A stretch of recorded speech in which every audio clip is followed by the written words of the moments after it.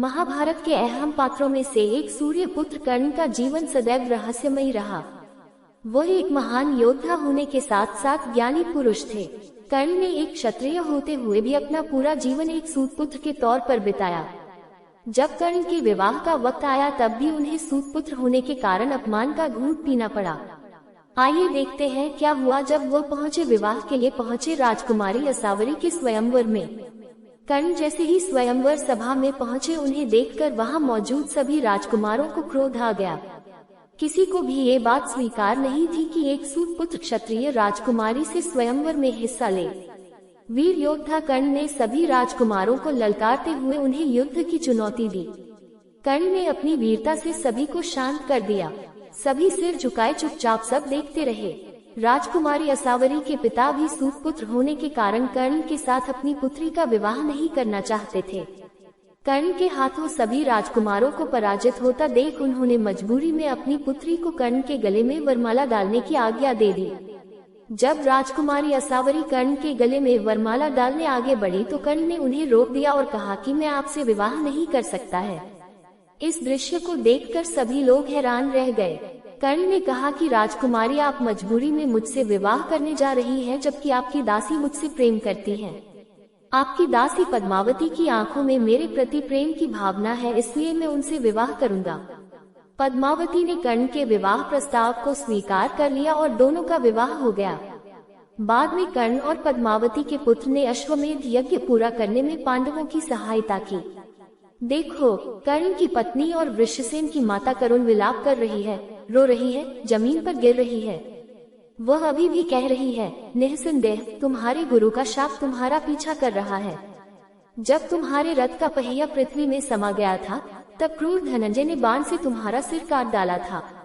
हाय, वीरता और कौशल पर धिक्कार है। सुषेण की वह माता अत्यंत व्याकुल होकर शोक से भरी हुई विलाप करती हुई अपनी सुध बुद्ध खोकर गिर रही है। उसने देखा कि महाबाहु और वीर कर्ण अभी भी सोने की कमर में बंधे हुए पृथ्वी पर गिरे हुए हैं। मांसाहारी जीवों ने उस महान वीर के शरीर को खाकर उसे छोटा कर दिया है। ये दृश्य कृष्ण पक्ष की चतुर्दशी की रात्रि के चंद्रमा के समान आनंददायक नहीं है। पृथ्वी पर गिरकर वह उदास स्त्री पुनः उठ खड़ी होती है। अपने पुत्र की मृत्यु के शोक से जलती हुई वह आती है और अपने स्वामी का मुख देखती है। वृषाली को बचपन से ही कर्ण की अच्छी दोस्त के रूप में दर्शाया गया है। जब कर्ण बड़ा हुआ तो अधीर ने उसे अपने बेटे के लिए दुल्हन के रूप में चुना। उसे बुद्धिमान और धर्मपरायण बताया गया है। अपने बेटों और पति की मृत्यु के बाद उसने अपने पति की चिता पर अपना जीवन समाप्त कर लिया। कलिंग के राजा ने भानुमति के स्वयंवर का आयोजन किया तो दुर्योधन ने कर्ण की मदद से भानुमति का अपहरण कर लिया और उससे शादी कर ली।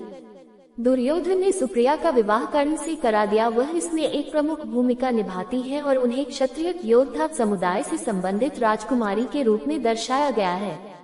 7 नाटक में वह कलिंग की राजकुमारी है और उनके विवाह की कहानी महाभारत के कलिंग राजकुमारी के अपहरण के वर्णन पर आधारित है।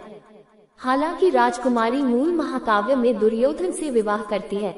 इन लोक कथाओं में उसका नाम पोन्नुरुवी है और उसका विवाह कर्ण से होता है क्योंकि वह वही था जिसने अपहरण के दौरान उसे छुआ था। 8 कर्ण मोक्षम में उसे कर्ण के प्रति अपमानजनक रूप से दर्शाया गया है क्योंकि उसके वंश को निर्दिष्ट नहीं किया गया है और वह उसे निचली जाति का मानती है। वह कर्ण को उसके बेटे को छूने भी नहीं देती। वह कर्ण को पांडवों कर्ण के सौतेले भाई को न मारने की सलाह देती है। वह उसे दुर्योधन का साथ छोड़ने की भी सलाह देती है। हालांकि कर्ण मना कर देता है क्योंकि वह मानता है कि दुर्योधन उसका सच्चा दोस्त है। युद्ध में कर्ण की मृत्यु के बाद पोन्नुरुवी उसकी मृत्यु पर विलाप करता है। पद्मावती को कर्ण की पत्नी के रूप में प्रमाणित किया गया है। वह राजकुमारी असावरी की दासी थी। उन्हें कर्ण ने कुछ हमलावरों से बचाया था। जब कर्ण ने असावरी के पिता राजा से उसका हाथ मांगा तो राजा ने कर्ण के साथ उसके विवाह को अस्वीकार कर दिया। बाद में कर्ण ने असावरी के स्वयंवर में राजाओं पर हमला किया। कर्ण ने उससे पूछा कि क्या वह उससे